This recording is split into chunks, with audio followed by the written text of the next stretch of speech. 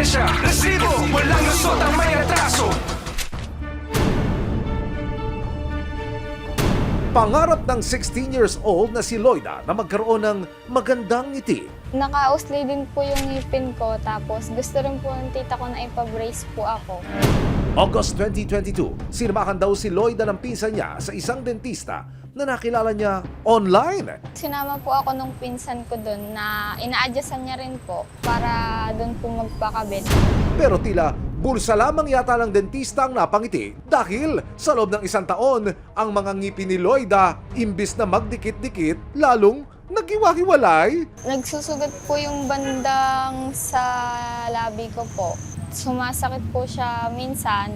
Medyo humiwalay po iba kong ngipin kaysa sa normal ko pong ngipin bago po ako magpakabit. Nang samahan siya ng kanyang tita Teresa sa klinik ng nagpakilalang dentista, dito na nagtaka si tita. Nagtataka ako bakit bahay lang po. Kaya sabi ko, tingnan mo nga ako kung may certificate siya or ano, kahit na ano doon. Wala daw po. Tapos sabi ko, ano yun? Tapos sa room lang po nila, na andun pa higaan nila, na pag nagpapaano po yung pamangking ko, na natutulog pa yung asawa. Ibang klase rin daw kung maningil ng professional fee si Miss Dentist. 600 lang naibigay namin. Sinisingil po sa amin 1,250. Eh sabi po namin, papa na lang. Pumayag naman po. Kaso po, ang sabi nga namin, na pag nagkapera. Pag uwi po namin nung hapon, kinukulit na po yung pamangking ko. Na pag hindi daw po na-send, ipopost na daw po siya sa social media. Kaya naman, lumapit na sila sa Philippine Dental Association at PDA Nueva Ecija. Kinilala ang nagpapakilalang dentista na si Frances Jana May Javier. After nung nakausap namin si patient, dumirekta na din kami sa PDA to ask ng certificate kung member ba namin and also sa PRC kung licensed dentist ba to. Upon checking, hindi nga po siya licensed. Para mas mapatunayan ang paglabag sa batas ng inireklamong peking dentista, isang surveillance ang isinagawa ng PDA kasama ang mga operatiba. Kung inyo pong makikita sa kuha, sa katre lamang, walang dental chair na ginagamit sa loob po ng silid kung saan isinasagawa ang procedure. Wala rin ho tayong nakitang anesthesia o yung isinaksak man na pampamanhid bago isagawa po ang procedure. Nakaupo lang ho siya sa isang monoblock chair. Wala hong liwanag o yung mga dental light na kung tawagin na ginagamit din po sa procedure na ito. Kasama ang PDA, tumulog sa CIDG Nueva Ecija ang magtiyakin. Ipakikita ko po naman sa inyo ngayon ang isa sa mga ebidensyang hawak ng PNP CIDG.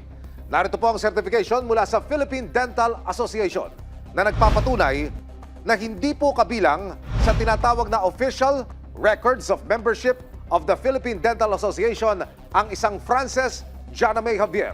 Siya po yung suspect na nakunan ng surveillance camera ng PNP CIDG na nagsasagawa ng procedure. Nakakahulugan, hindi po siya lehitimong dentista o orthodontist. Ang CIDG hindi na nagpatumpik-tumpik pa. Isang check-up sa klinikang agad pinlano ng CIDG, PDA at resibo. Ipakita yung na hindi siya, di ba sabi ni Eric nila, yung certification sana, na hindi siya from your group po. Bit-bit ang isang certification mula sa Philippine Dental Association at PRC na nagpapatunay na wala sa kanilang listahan ng isang Frances Jana May Javier. Isang entrapment operation ang pinlano ng CIDG. Tumulak ang grupo sa bayan ng Palayan sa Nueva Ecija. Pagdating sa target area, saglit na naghintay ang CIDG at PDA. Sa hudyat ni Teresa, Mga pulis po kami, mga pulis kami ate ha. Ate, ikaw si Frances Jana Javier, tama? No.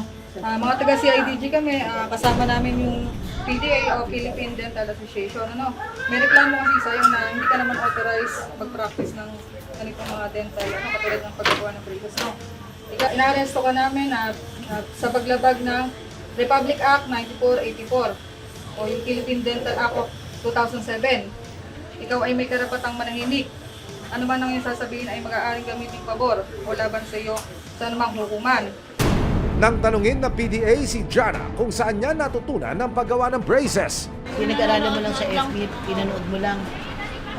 Pero wala pa po akong isang daan na Aray ko po! Sa loob ng bahay, nakumpiska ng CIDG ang mga gamit sa paggawa ng braces. Tila ng ilo ang PDA nang makita ang mga gamit na wire kasama ng iba pang gamit sa paggawa ng braces. Kasi may marami na siya pasyente. Tsaka ito, pwedeng maka-infection to ng iba. Oo. Yes, gamit na wire po yan. Baka makasugat po yan at hindi natin alam kung yung mga may-ari, naging may-ari niyan, may mga sakit. Kunyari, let's say HIV, TB, or hepatitis, yung mga ganon. Nakita po naman natin wala silang proper way of sterilization eh.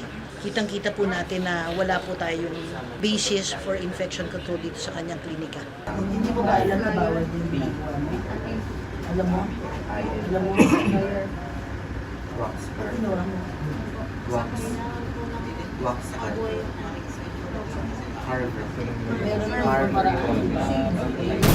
Idiniretso sa tanggapan ng CIDG Nueva Ecija si Jana.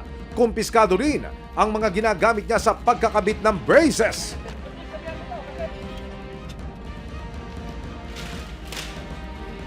Una po, ito po yung mga orthodontic brackets. Ito po yung dinidikit ni Francis. Yun naman po yung mga wires na ginagamit niya. Nakita naman po natin, hindi properly na nalilinis. Mga cheek retractor po at iba't ibang klase ng mga rubber na nilalagay niya po para adjust ng ngipin ng mga pasyente. Kumpiskado rin maging ang dental chair na ginagamit ni Jana sa kanyang di umanay practice. Alam naman po natin kung ano yung gamit ko. So hindi talaga dapat ginagamit ito sa mga dental procedures. Nakaharap sa kasong paglabag sa Republic Act 9484 o Philippine Dental Act of 2007 si Francis Jana May Javier. Sinubukan ng aming team na kunan ng panig si Jana May pero tila nalakjo na ang inirereklamo. Hindi na nga po ako magsasalita.